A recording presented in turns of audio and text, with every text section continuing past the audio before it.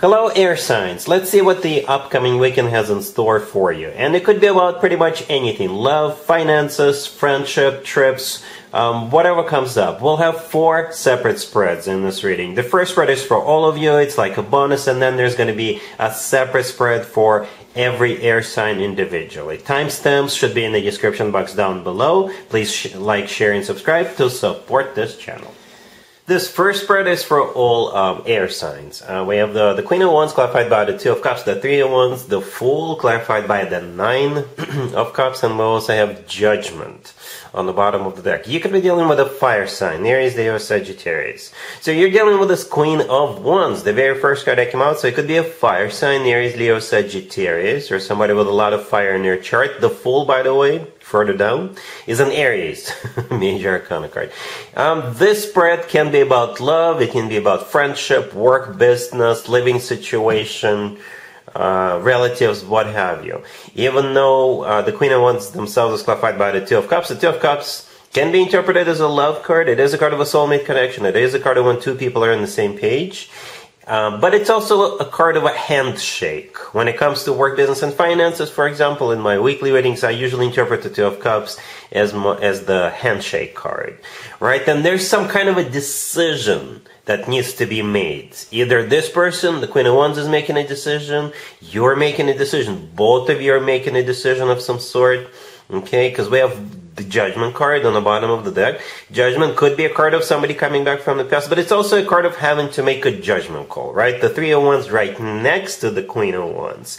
I usually interpret this card as somebody who made up their mind, somebody who made a decision, and this decision is final, but first they had to go through some kind of a decision-making process, and that goes hand in hand with that Judgment card.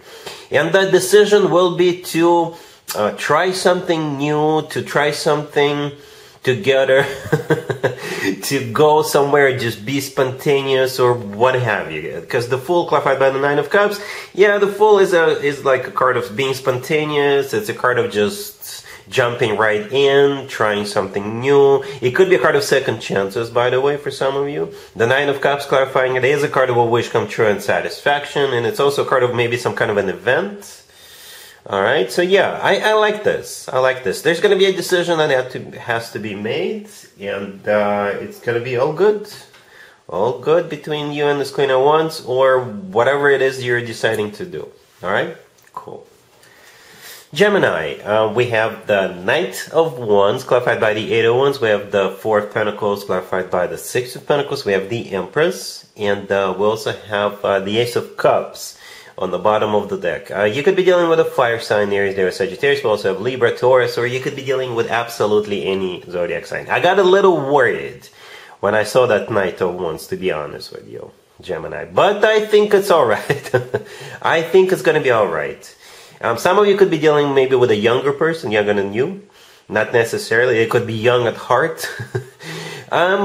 Yeah, even though you do have this Knight of Wands, which could be a very inconsistent energy, somebody who is in and out of your life, hot and cold, that type of energy. But I think in this case, they're just really, really excited to meet you, to be with you, to go somewhere with you, to offer you something, right? Because the Knight of Wands, on top of being the Knight of Wands, they're qualified by the 8 of Wands, so more fire energy.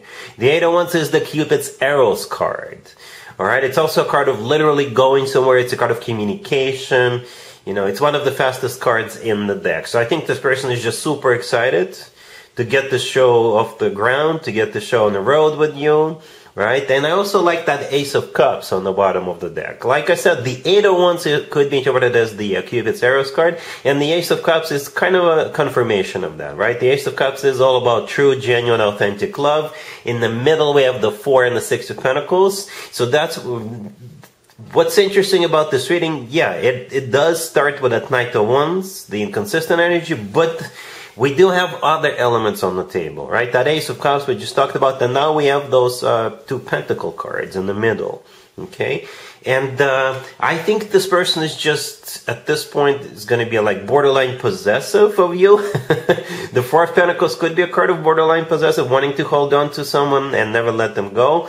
But they could also be a card of maybe you're receiving, maybe they want to give you something, and you could be the person in the Four of Pentacles and receiving it, accepting it, right? Because the Six of Pentacles clarifying it could be a card of being generous, right? It could be being generous with money, time, attention, or all of the above, or anything, emotions, right? So, and at the end we have the Empress. I think it's a reasonable assumption to say you're the Empress here. That's how they're seeing you. That's how they're treating you. They're putting you up on a pedestal. They want to take care of you. They want to take you out. They want to show you a good time. They want to wine you and dine you and all that good stuff. And that's why this reading seems to be a little bit all over the place. But if you look at this reading from the other angle, you will realize that yes, this person is all super fired up, all passionate about you. They're very loving at the same time with the Ace of Cups, and they're very giving. Very generous with those pentacle cards. So perhaps it's like you're getting the best of all worlds. So they're passionate, loving, and generous. And they will love you like no other without the Empress card. That's the way they see you. Alright? Cool. Libra, we have the Six of Pentacles, clarified by the Two of Wands. We have the Six of Swords, clarified by the Chariot. We also have the Page of Pentacles, clarified by the Three of Cups. And we have the Ace of Wands on the bottom of the deck. This is one interesting reading. We start with that Six of Pentacles. And the Six of Pentacles always reminds me of you, Libra. This card always reminds me of you. Because the person standing in the middle, is holding up scales. And we all know scales are all about you, Libra. Alright, so you've got some kind of a decision to make, right?